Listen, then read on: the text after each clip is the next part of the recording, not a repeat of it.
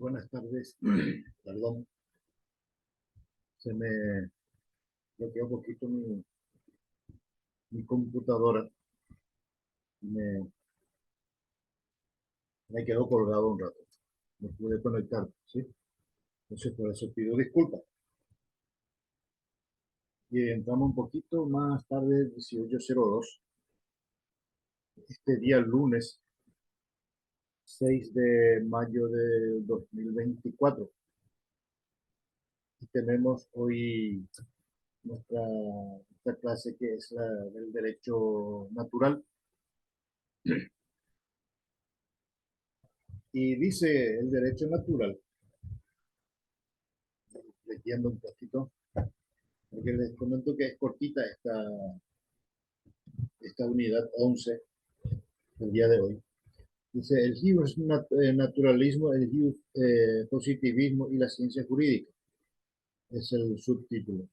Dice, el derecho tuvo un marcado carácter filosófico con excepciones notorias en este periodo.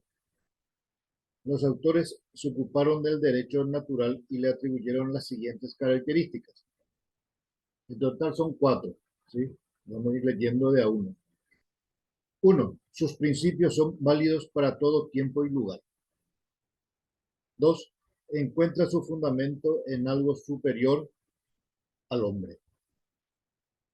Los hombres no podrán cambiarlo, es decir, es inmutable.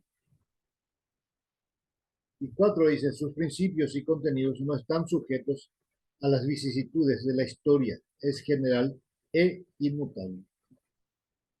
No es que se cambia, no se cambia así, porque se le ocurre a alguien cambiar y se le cambia. No, por eso dice es inmutable, no se puede hacer ni algo parecido.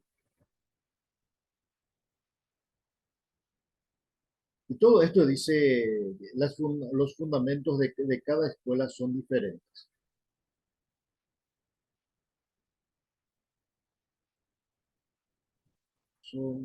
Tienen 3 escuelas, dice. La escuela católica afirma que consiste en la voluntad e inteligencia de Dios. O sea que la escuela católica dice, afirma que consiste en la voluntad e inteligencia de Dios. La escuela protestante dice, pretende que el derecho se encuentra en la naturaleza humana. Escuela del pensamiento racionalista dice que se encuentra en la razón concebida en la naturaleza humana. Y de hecho que cada fundamento tiene cada uno tiene su propio fundamento y por algo ya lo fundamentaron, ¿sí? La católica, la protestante y la racionalista. Cada quien busca su estilo en todo esto.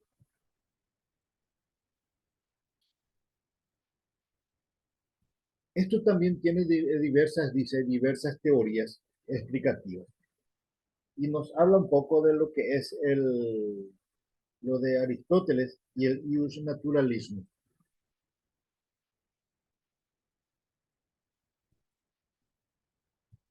Y dice, se le ha atribuido a Aristóteles una posición ius naturalista por introducir la distinción entre lo justo legal y lo justo natural. Dice, lo justo natural tendría en todas partes la misma fuerza, mientras que lo justo legal depende del parecer de los hombres y solo sería justo cuando los hombres lo hayan establecido. Y estamos hablando de leyes. Por eso dice lo justo legal y lo justo natural. Lo justo natural tendría, dice, en todas partes la misma fuerza. Por la fuerza de la naturaleza. Y dice, mientras que lo justo legal depende del parecer de los hombres. ¿Por qué dice el parecer de los hombres? Porque ya están hechas las leyes. Y para eso el hombre debe respetar las leyes. Y solo sería justo cuando los hombres lo hayan establecidos. En su ética nicomaquea ha sido invocado como fundamento en su pretendido derecho natural porque se identifica lo que el dominio justo natural con el derecho natural que pretende ser atemporal. Esta identificación es errónea, dice, porque el mismo contradice al el hombre y su naturaleza. Es mutable y que en consecuencia también lo es lo justo natural.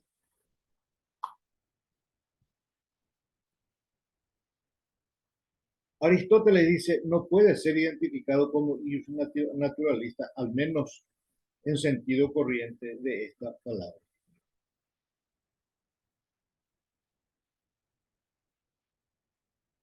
Todo esto tiene su origen, ¿sí? No es que se inventó así, se puso nada más el nombre. Y dice, origen de la expresión del derecho natural.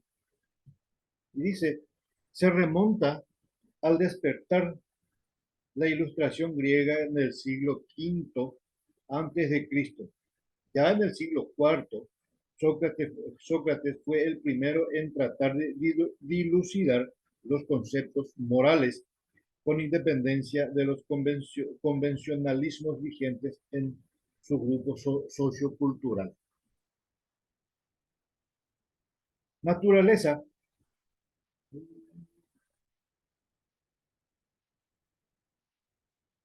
dice, naturaleza es lo que regularía al hombre en su naturaleza y convencionalmente regula en virtud de lo que él conviene con los demás hombres. La palabra convenir incluye los usos y las costumbres. Se remonta al despertar la ilustración griega por el siglo V antes de Cristo. Ya en el siglo IV, Sócrates fue el primero en tratar de dilucidar los conceptos morales con independencia de los convencionalismos vigentes en su grupo.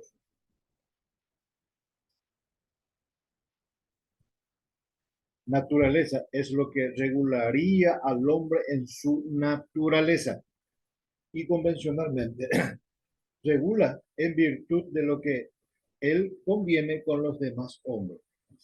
La palabra convenir incluye los usos y las costumbres. Recuerden o recordemos que las leyes también o sea, que las leyes están hechas a base de las costumbres y de todo lo que se dice.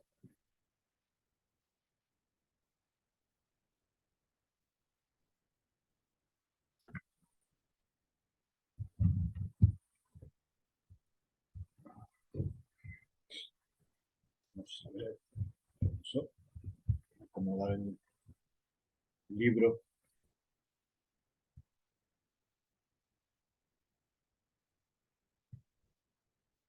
El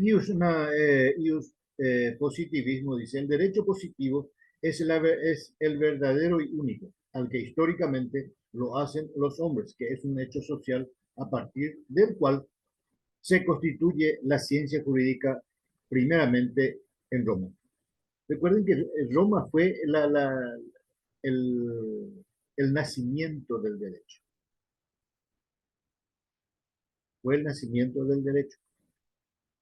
Y su naturalismo dice, sostiene que el derecho positivo está subordinado al derecho natural y en caso de conflictos deberá sacrificarse al derecho positivo. No, el derecho natural no tiene mucho peso como el derecho positivo, es lo que nos dice acá. Se usa y se puede usar, pero no con el mismo peso o la misma fuerza de ley que tienen el, los demás derechos, ¿verdad? El derecho positivo, por ejemplo, tienen el mismo peso, la misma fuerza. Y un naturalismo y el aporte de ideales para conservar y modificar el derecho.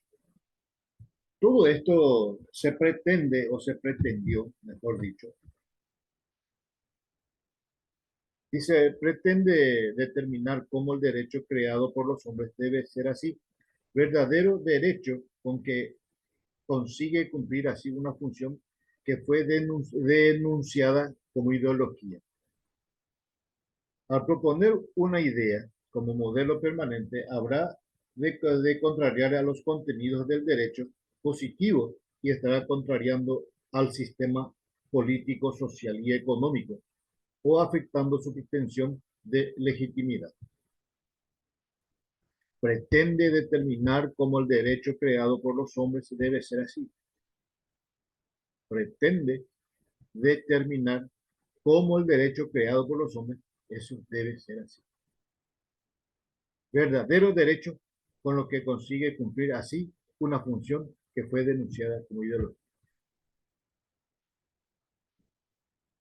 En este caso, cumple una función revolucionaria, pero el mismo naturalismo puede cumplir una función conservadora y preponerse o proponerse al servicio de la preservación del orden establecido, como fue el caso de la Iglesia Católica al legitimizar la esclavitud y al oponerse al divorcio.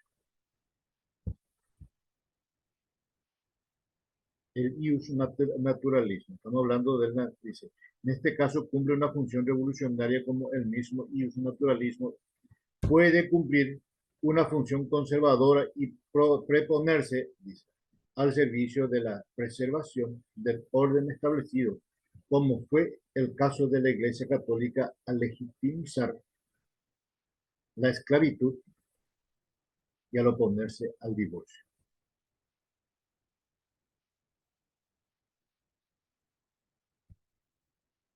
Dice, también hay una pregunta y casi una misma respuesta al mismo tiempo.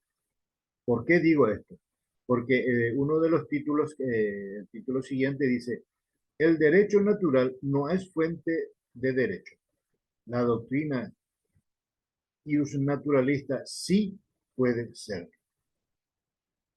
¿Y por qué dice esto? Y ahora, perdón, y ahora vamos a ver.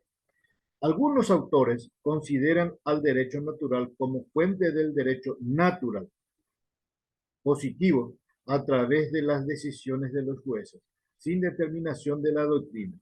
Existen algunas consideraciones, algunas consideraciones.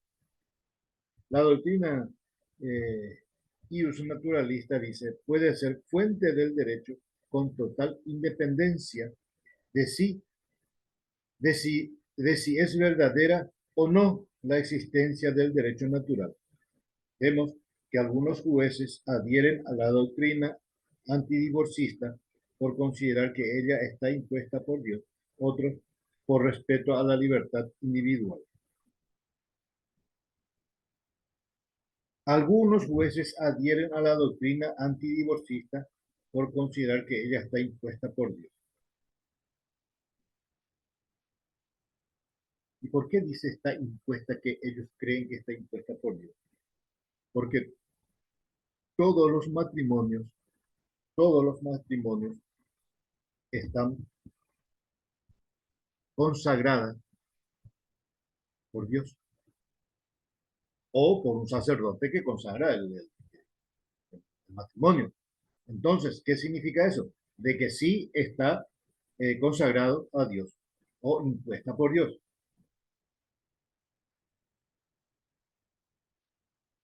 Otro de los subtítulos dice, la primera es la doctrina y uso naturalista.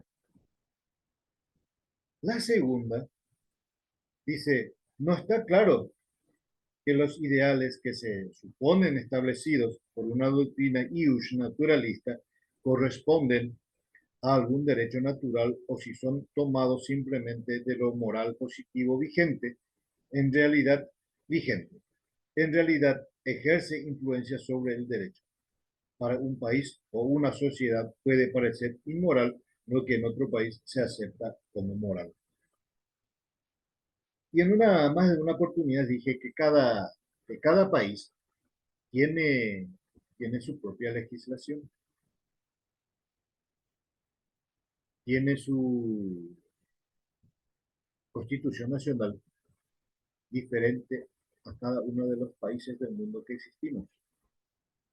Por lo tanto, es difícil, por no decir que es imposible, que muchos países coincidan con sus leyes.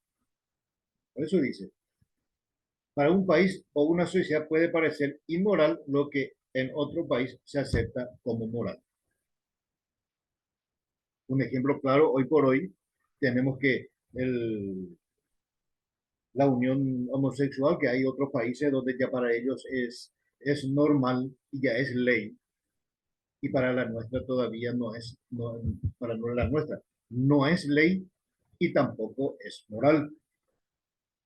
Porque al haber ya una ley que dice que ellos pueden contraer matrimonio o vivir juntos ya, entonces para ellos ya no es inmoral. Pero para nosotros que todavía estamos con el no, entonces es moral. El tercero dice, debemos advertir que un principio axiológico, aún establecido o desarrollado, todavía no es suficiente para configurar normas que debe prever de alguna manera un antecedente y un consecuente. Debemos advertir que un principio axiológico, aún establecido o desarrollado, todavía no es suficiente para configurar normas que debe prever de alguna manera un antecedente y un consecuente. Dice, prever de alguna manera un antecedente y un consecuente. Antecedente sabemos que es lo que puede pasar y consecuente ya es el resultado. Por eso nos dice, aún establecido o desarrollado, todavía no es suficiente para configurar normas que debe prever de alguna manera un antecedente y un consecuente.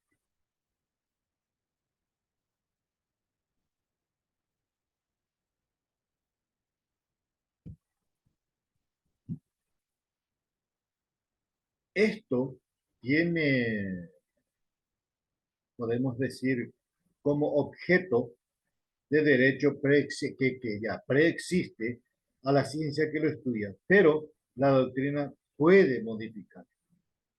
¿Qué significa eso?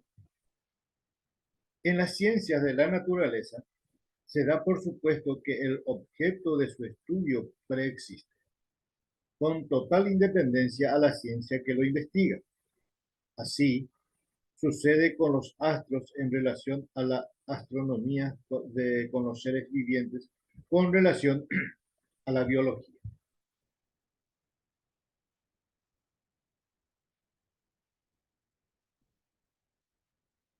Dice, lo mismo sucede con las ciencias sociales, como el intercambio de los bienes y servicios. Procede de la teoría económica que desarrolla las leyes que rigen ese intercambio. Así también el derecho precede a la ciencia jurídica.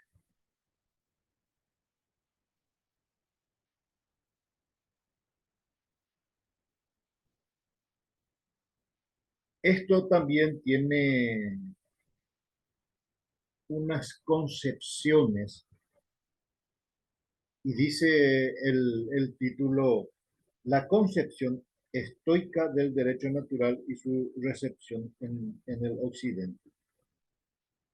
Y dice, la versión estoica del derecho natural fue recibida primero por los jurisconsultos romanos en su tricotómica, derecho civil, derecho de gente y derecho natural.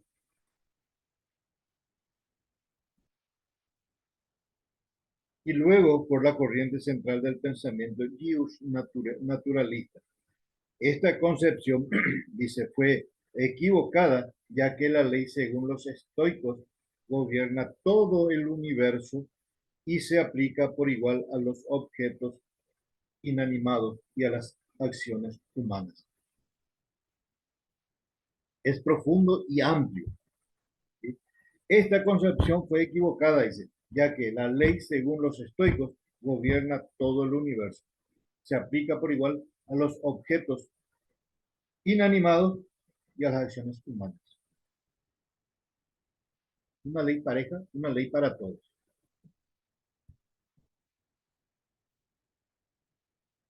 La recepción de la doctrina ius naturalista por parte de los jurisconsultos romanos aparece en la definición de Ulpiano y dice, el derecho natural es aquello que la naturaleza enseña a los animales. La recepción de la doctrina ius naturalista por parte de los juristas romanos, jurisconsultos romanos, aparece en la definición de Ulpiano. El derecho natural, dice Ulpiano, es aquello que la naturaleza enseña a los animales. La concepción estoica se recibe luego casi en su versión literal en la Lex Aeterna de Santo Tomás, en la versión estoica del derecho natural. El derecho es por naturaleza y no por convención de la misma manera que la ley o la recta razón. La ley es el rey sobre todos los asuntos humanos y divino y necesariamente lo que es malo y para lo que es malo y para lo que es bueno. La ley es la ley. Y acá con la única diferencia que dice que la ley es el rey, o que la ley es rey, pero yo le agrego un poquito que la ley es la ley y la ley se cumple.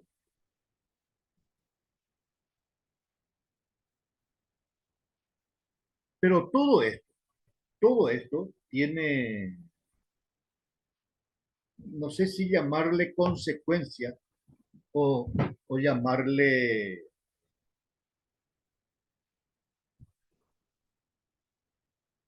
bueno, vamos a ver que, y dice, según el título, y ahí vamos a entender mejor, dice, los negativistas del derecho natural. Los negativistas del derecho natural. Y dice, fueron los filósofos y los juristas que desconocieron la existencia de un derecho ideal superior a toda ley escrita y negaron su fundamentación filosófica, colocándose predominantemente en el plano positivo o historicista. Fueron los filósofos y los juristas que desconocieron la existencia de un derecho ideal superior a toda ley escrita y negaron su fundamentación filosófica. Y acá viene para agregar algo más a lo que dice. La escuela histórica del derecho, representada por Federico Sigani, Hugo Gochen y Puchta, dice, surgió como una reacción contra el racionalismo abstracto y el individualismo del derecho natural. Representada por Federico Savini, Hugo Gorche y Pusta, dice, surgió como una reacción contra el racionalismo abstracto y el individualismo del derecho natural. Todo esto surgieron, dice, y tienen un principio de esta escuela. ¿Y por qué dice de esta escuela? Y dice el subtítulo de los principios de esta escuela son el derecho de un producto de fuerza histórica que obran en silencio. Cada pueblo posee su espíritu propio del que emana el derecho. En cada colectividad humana se organizan formas de convivencia espontánea y representadas por tradiciones, usos y costumbres. Y en cada tanto, ahora encontramos después de un buen tiempo de que nos habla de nuevo con las tradiciones, usos y costumbres. Dice, principios de esta escuela.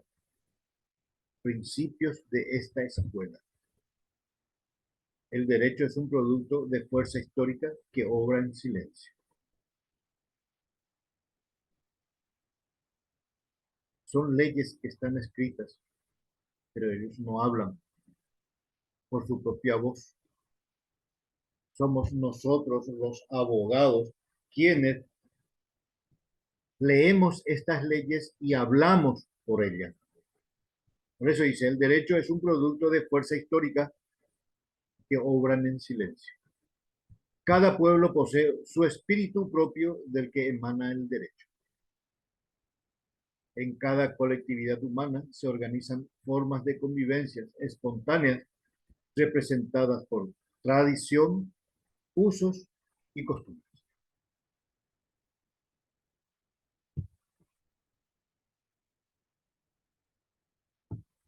Nada está escrito acá por casualidad. Todo esto fueron estudiados, todo esto fue estudiado para que realmente esto sea ley.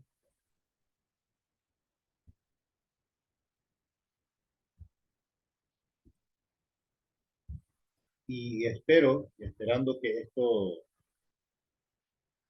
sea productivo también para usted, así como les dije, son unidades cortas, pero de mucho contenido.